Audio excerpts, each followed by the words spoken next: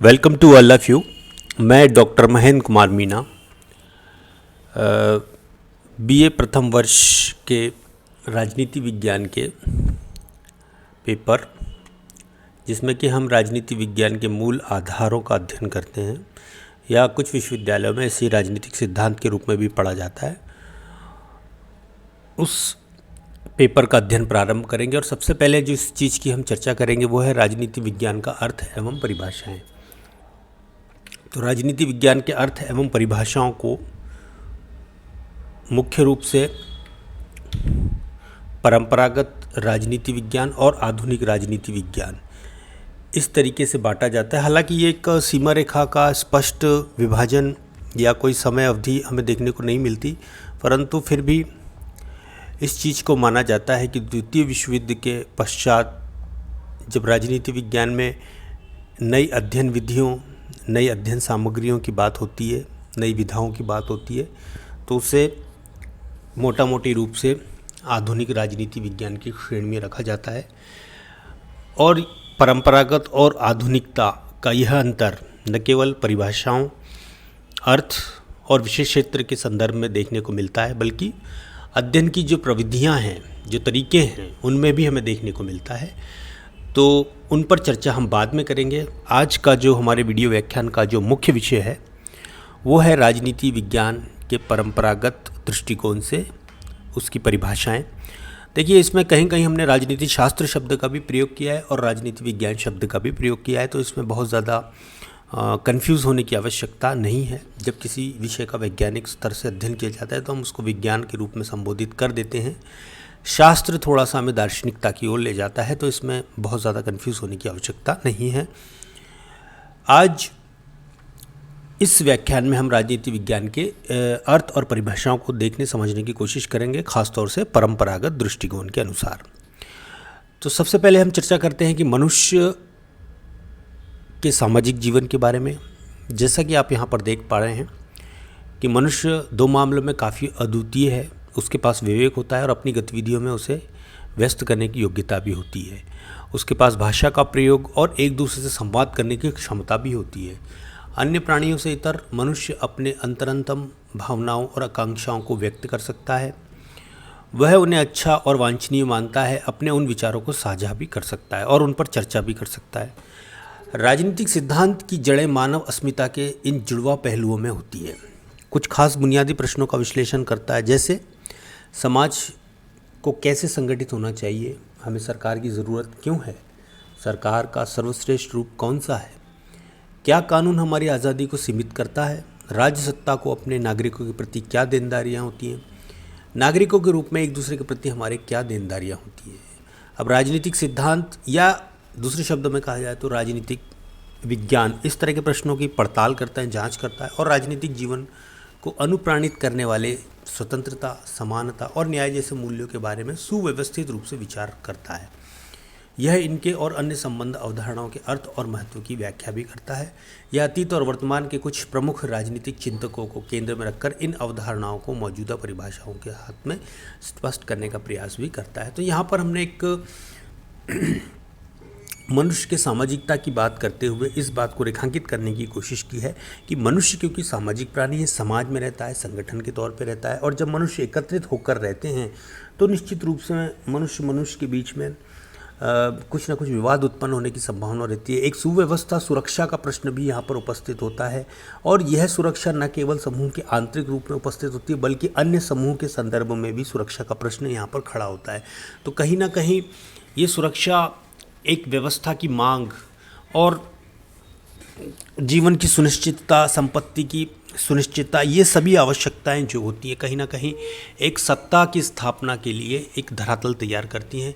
एक राजतंत्र, चाहे सत्ता किसी भी रूप में स्थापित हो सकती है, लेकिन एक सत्ता की आवश्यकता पड़ती है जिसके पास में संप्रभु शक्ति होती है और वो सुव्यवस्था, सुरक्षा और जीवन की रक्षा के लिए कार्य करता है। तो इस तरह से हम देखते हैं कि राज्य की उत्पत्ति होती है। तो निश्चित है कि राज्य का जन्म तभी हो पाता है जबकि सामाजिक रूप से मनुष्य एक संगठित वातावरण में रह रहा हो, यानी कि एक सामाजिक वातावरण में रह रहा हो।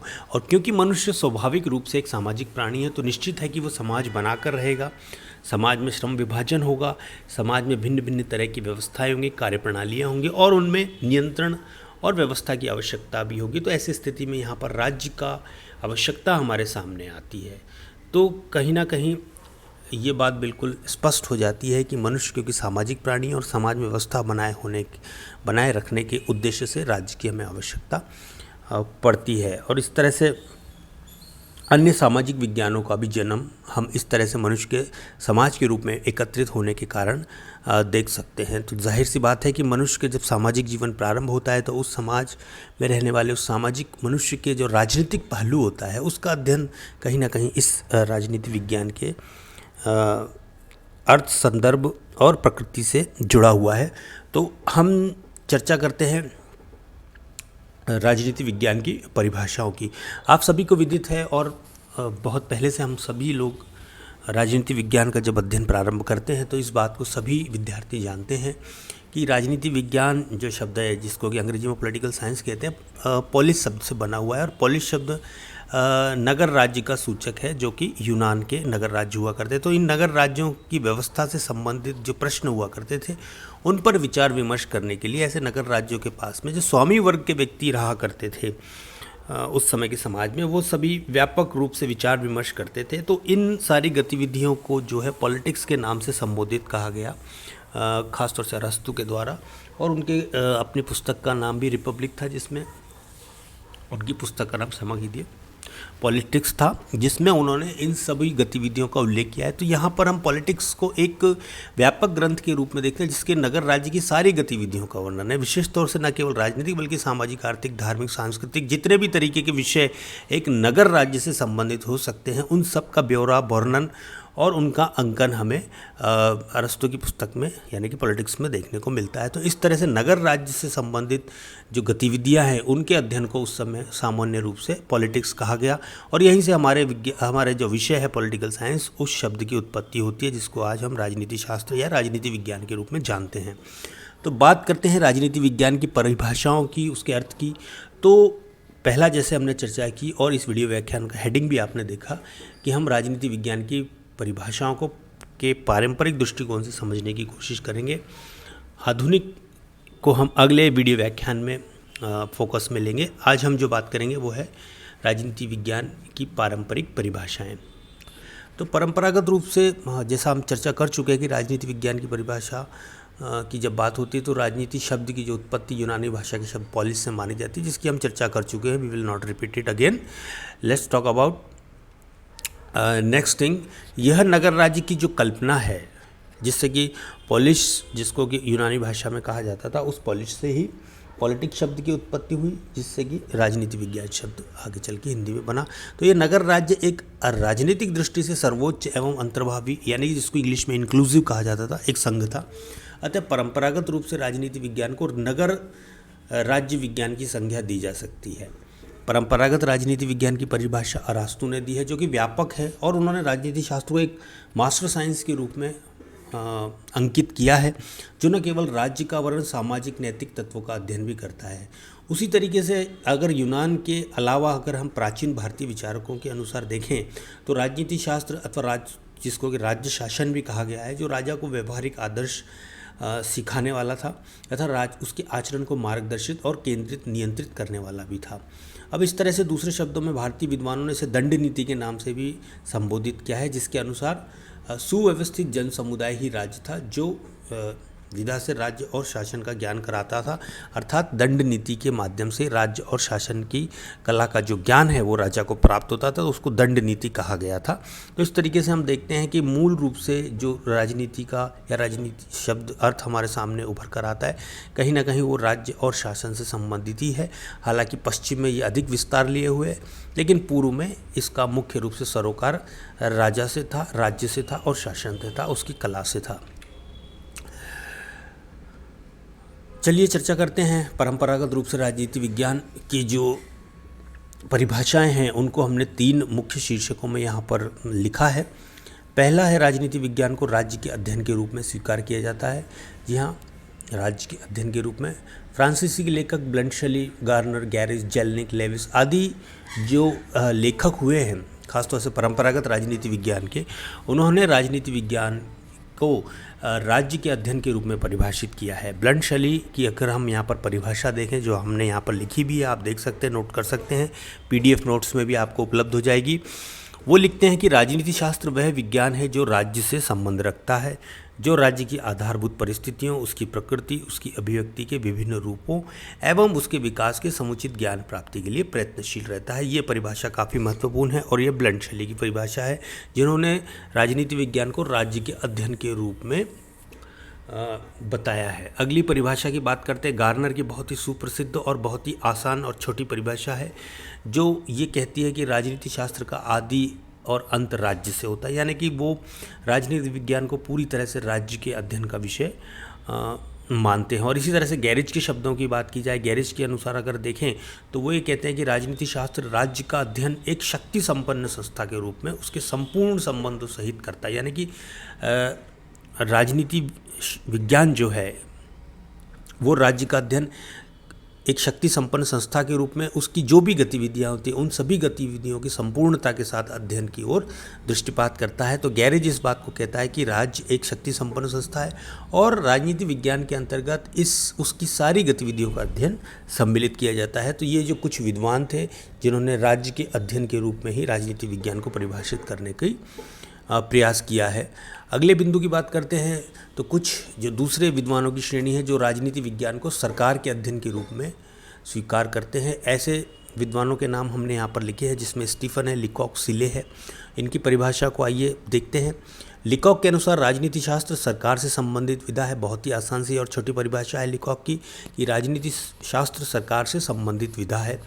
दूसरे जो परिभाषा हमने यहाँ पर लिखी है कि सिले के अनुसार जिस प्रकार अर्थशास्त्र धन से, जीव विज्ञान जीव से, रेखा गणित स्थान एवं दूरी से संबंधित है या जिसका उस तरह से संबंध है, उसी प्रकार राजनीति शास्त्र सरकार से संबंधित है। जी हाँ, देखिए राज्य की जब भी बात होती है तो राज्य क्योंकि एक अमूर्त संस्था है, एक काल्पनिक अवधारणा है, किंतु राज्य के नाम पर जिस जीवित या मूर्त चीज़ से हमारा सामना होता है वो होती है सरकार। और इसीलिए इन विद्वानों ने राजनीति विज्ञान को सरकार के अध्ययन के रूप में स्वीकार किया है। तो निश्चित रूप से ये भी काफ़ी एक महत्वपूर्ण बिंदु बन जाता है कि राजनीति विज्ञान सरकार का अध्ययन रूप है। अब तीसरा जो प्रकार आता है वो कहीं ना कहीं एक समन्वित स्वरूप हमारे सामने आता है। ये जो कुछ विद्वान हैं जो मानते हैं कि राज्य और सरकार दोनों ही राजनीति विज्ञान के अध्ययन स्वरूप है, यानी कि राजनीति विज्ञान के अंतर्गत राज्य और सरकार दोनों का ही अध्ययन सम्मिलित होता है, दोनों का ही अध्ययन राजनीति विज्ञान में किया जाता है। और साथ ही साथ एक चौथा पक्ष में जिसमें कि मानवीय दृष्टिकोण को अपनाया गया, यानी कि इसमें मानव का अध्ययन, राज्य और सरकार के साथ साथ मानव का अध्ययन भी किया जाता है। तो यहाँ पर हम चर्चा करते हैं राज्य और सरकार दोनों का अध्ययन के रूप में राजनीति विज्ञान को स्वीकार करने वाले जो कुछ विद्वान हैं, जिसमें जेनेट हैं, पॉल जेनेट हैं, लॉस्की हैं, गैटेल हैं, गिलक्राइस्ट हैं। तो इनकी कुछ परिभाषाएं आइए हम देख लेते हैं। गैटेल के अनुसार राजनीति शास्त्र भूत, वर्तमान एवं भविष्य तीनों ही में राज्य, यानी कि ऐतिहासिक रूप से, वर्तमान रूप से और भविष्य रूप में राज्य तथा उसके राजनीतिक संगठन और राजनीतिक कार्य एवं उसकी राजनीतिक संस्थाओं का अध्ययन करता है। तो ये गैटेल की काफ़ी अच्छी परिभाषा है, जिसमें राज्य और सरकार दोनों के अध्ययन के रूप में ही राजनीति विज्ञान को स्वीकार किया गया है। अगली परिभाषा की ओर चलते हैं। जेनेट के अनुसार राजनीति शास्त्र सामाजिक विज्ञानों का वह अंग है जिसमें राज्य के आधार तथा सरकार के सिद्धांतों पर विचार किया जाता है। और इन सभी दृष्टिकोणों से इस प्रकार यहाँ पर स्पष्ट हो जाता है कि पारंपरिक विद्वानों ने मुख्य रूप से राजनीति शास्त्र को राज्य और शासन का विज्ञान माना है, और कुछ विद्वानों ने इसमें मानव के अध्ययन को भी सम्मिलित कर दिया है, क्योंकि मानव का जो राजनीतिक पक्ष है, उसके व्यवहार का जो राजनीतिक पक्ष है, उनके बिना राज्य और सरकार की कल्पना भी नहीं की जा सकती। तो निश्चित रूप से राज्य, सरकार और मानव के अध्ययन के रूप में यहाँ पर राजनीति शास्त्र की परिभाषा परंपरागत राजनीति विज्ञान के विद्वानों के द्वारा दी गई है। तो आज हमने इन तीनों ही हेडिंग्स के अंतर्गत राजनीति विज्ञान की परिभाषाओं का अध्ययन किया। अगले जो वीडियो व्याख्यान है उसमें हम चर्चा करेंगे राजनीति विज्ञान के आधुनिक परिभाषाओं की और राजनीति विज्ञान के परंपरागत क्षेत्र की। आज हमने जो चर्चा की वो राजनीति विज्ञान की परंपरागत परिभाषाओं की हमने बात की, जिसमें राजनीति विज्ञान को राज्य के अध्ययन के रूप में, सरकार के अध्ययन के रूप में, राज्य और सरकार के अध्ययन के रूप में तथा मानव के अध्ययन के रूप में, खासतौर से उसके राजनीतिक व्यवहार के संदर्भ में अध्ययन के रूप में स्वीकार किया गया। तो इस तरह से हमने आज राजनीति विज्ञान की परंपरागत परिभाषाओं का जायज़ा लिया। वीडियो व्याख्यान में बने रहने के लिए आप लोगों का बहुत बहुत धन्यवाद। प्लीज़ चैनल को लाइक और सब्सक्राइब कीजिए, और कोई भी प्रश्न आपके हों तो कमेंट बॉक्स में निश्चित रूप से आप पूछ सकते हैं। वीडियो में बने रहने के लिए बहुत बहुत धन्यवाद। मिलते हैं अगले वीडियो में।